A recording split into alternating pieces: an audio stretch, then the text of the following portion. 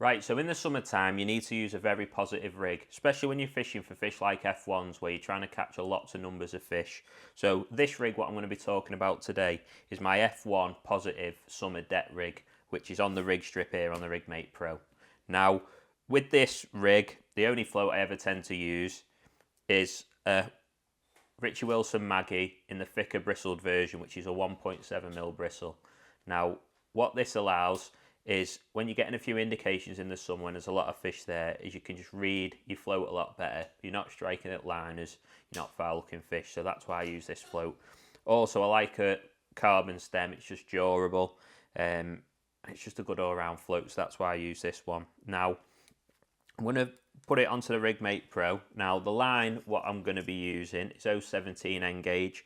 All this information's on the rig strip, so you know, if you're wondering what line should I be using, it's just on there, so it just makes everything dead easy. So I can see 017 N gauge line, which again, as long as I'm not fishing for really, really big carp, is what I sort of go for all my summer fishing. So I'm going to attach that line onto the RigMate, just secure it on. Ooh, there we go, that's on. Now, one thing I always do, I just make sure I've got a clean end to my line just to make sure I can thread everything on easy, especially the silicone. I do like using quite fine silicone, so if you don't give it a cut, especially with thick main line, you can struggle to get it on. So just give it a cut. Just got a nice sharp pair of scissors there, the Corda ones, any sort of scissors though, but I just do like these little sort of like a braid scissors because they are really nice and sharp, so that's dead important. Now I'm just going to thread me float onto the line. And today, the size of float that I've got is a 414. This prototype rig strip, what I've got here, is showing for a 414. But when the final rig strips come out and when they're on the website, they'll have it for all the different types of floats. So anything from a 4x12, 4x14, 4x16, all the sizes I tend to use will all be on there. So I'm just going to thread it on. And the silicone I'm using, on these carbon stems, I think that's a 0.7 carbon stem. I just find personally a 0.3 silicone's absolutely fine. Now it sounds a bit fine, but I just like it to go on, stay there, be nice and thin on the float, and I just think it's good for presentation. So that's the silicone I'm going to use. Now it's actually, this one is the Stomfo silicone. Now I like this silicone on my summer floats. It's just a little bit thicker walled than the Guru silicone I tend to use on my winter rigs. So, you know, when you're catching a lot of fish, it's a little bit more durable. Now, I get this silicone off Richie Wilson website, so when I buy the floats, and when you buy the floats, you can get this as well, so it's nice and easy. And it does say on there as well, you know, the different types of silicone and sort of what one you want for the different floats. So, gonna get 3 pieces of silicone, what I always put on my rigs. I cut sort of 2 fairly small, I don't know, probably 6mm, something like that, and then 1 probably sort of 10 or 11mm, it's a little bit longer. And that's the bit that's going to overlap at the bottom of the float. Now, if I just thread that onto the line, like I say, can be quite fiddly getting this fine silicone on if you don't have a cut on the line. So make sure you have got a nice cut end where it's going to go on nice and easy. I'm just going to thread that onto the line. Sorry, thread that onto the float. Now, can sometimes be a little bit fiddly, but the nice thing about this is once you've got it on, it never comes back off. It's going to stay in place. So, once you've got it on, you're not going to have a problem. It goes on easy enough. So I'm just putting 3 pieces on. Now, one thing I normally do when I'm plumbing up, and particularly when I'm fishing sort of on the bottom and decent baits, is I lay sort of around 2 inches of line on the bottom, 1.5 inches, 2 inches of line. So that bottom rubber on the float, I just tend to have about 2 inches down from the top of the float. So when I'm plumbing up, I know that when I plumb up to that rubber showing just on the water, so my body of the float's just out the water, I know that I'm, that right distance over depth. It's just a good little tip to, use that as a bit of a marker, and then just pull that middle silicone down to halfway in between, and then that bottom one just overhangs. And that's just nice and secure. So I'm just going to slide that up. Give myself a bit of line to work with, and I just need to tie a loop to attach the rig onto the pin on the rig mate. Now, personally for that, I just use a Sensor's Easy Loop. It's just like that sort of style of loop tyre. There is a couple of different types. Got the ones with the prongs as well, which work as well, but I just find this tie's a really good quality knot, nice and strong, and it's nice and easy. So they're the ones I tend to use, and this is the bigger one of the two in the pack, and I find that's just the right size loop. So all I'm going to do is I just sort of turn it. I think I do about 1.5 turns because I'm left-handed, and when I do the turns, you have to sort of do 1.5. But I think right-handed people, you just want to do 1 turn, and that gives you the best possible knot. So I'm just going to put it on, give it a bit of a lick to make sure it pulls down tight. It's really important, give that a good pull now, because if it's going to break on the loop, it'll break straight away. So if you give it a good pull, you know you've got a nice strong loop. You shouldn't have any problems on the bank with it slipping or anything like that. So just going to trim that nice and tight. Again, just leave a couple of mil on the tag end. I'm just going to peel out a bit of line. I'm just going to secure it onto the rig mate. And that's the nice thing about this rig mate, is once you've tightened everything on the pins, that line is quite high up off the rig mate. It's nice and tight. It makes it so easy for what I'm about to do now, which is put all the shot on at home. Now, that's the thing about these rig mates. It makes it so much easier to get your preparation right with all your shotting patterns on. You're not having to mess about putting shot on the bank. You know that everything's right because you've got all the information on. Put them shot on, you know you're going to be bang on. So this float takes a bulk of number 8 Stotts, and it takes a number 9 Stotts as a dropper. Now, so you might be asking why I'm using Stotts on this rig.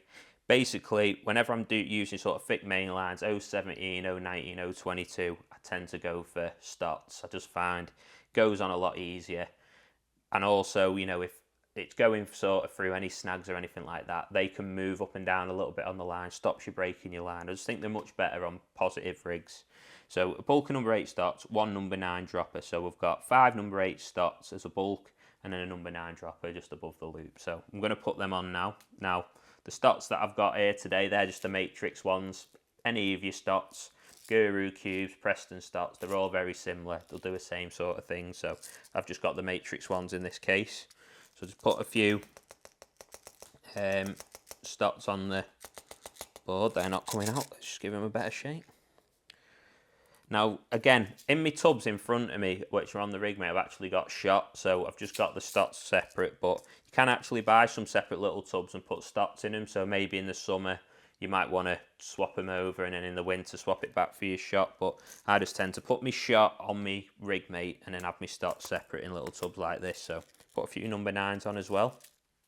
Now, all I do to make it nice and easy for me to put them shot on the line is look where the mark is on the rig mate, which is there for me bulk, which is nice and close to the hook. Now, that's what you'll notice about this rig.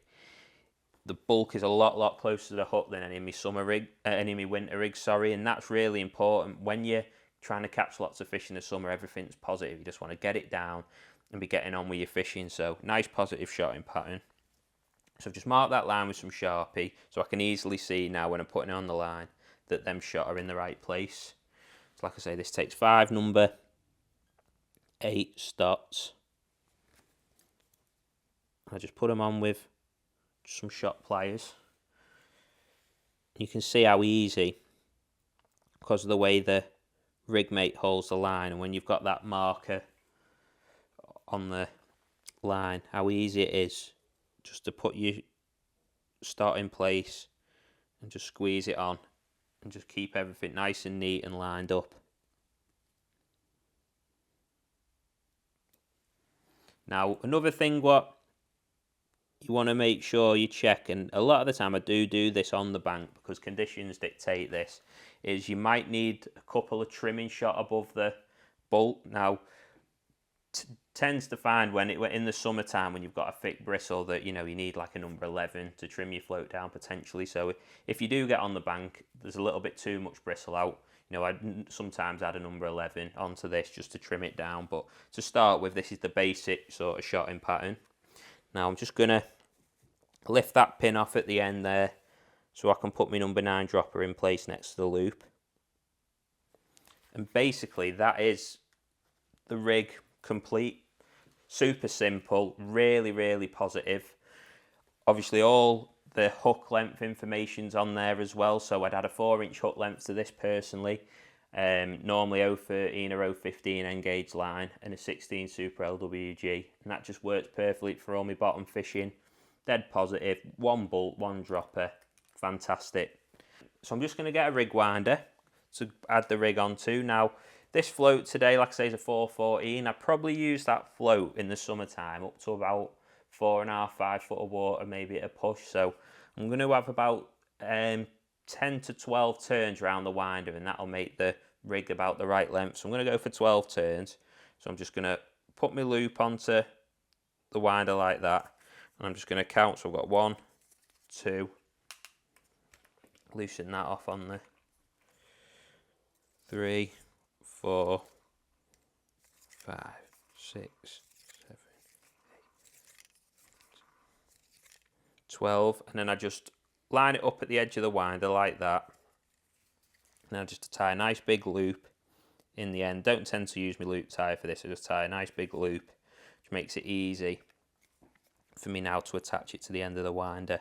Now, as you see, I haven't put my hook length on at home. I always tend to do that when I get to the bank. Obviously, all that information, like I said, is on there, but I can be a little bit flexible with that. Sometimes I might go a little bit heavier. You can even go a little bit lighter if you want, but that's just for a good guide, so you know roughly what hook lengths to use with this sort of rig. So just attach it at the top, and that's the rig done. Like I say, the only things you're going to have to do now on the bank, potentially add, a trimming shot, a number 11 trimmer, just to dot that float down. And if not, it probably is just go in and be ready to go. So perfect float that for fishing on the bottom, pellets, meat, corn, stuff like that, summer fishing. And that's where these rig strips come in really handy. The rig's done, dead easy, everything's in place and the same every time.